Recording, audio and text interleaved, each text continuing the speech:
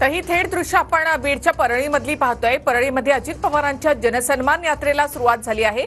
मंत्री धनंजय मुंडे सुद्धा यात्रेमध्ये सहभागी आहेत। मोठ्या संख्येने अजित पवार गटाचे कार्यकर्ते सुद्धा रॅलीमध्ये सहभागी झाले।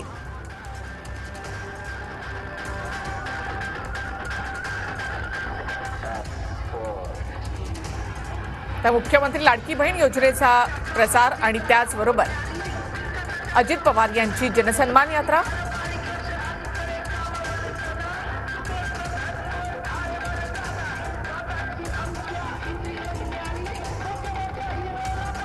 तर धनंजय मुंडे यांच्या परळीमध्ये अजित पवारांची जनसन्मान यात्रा।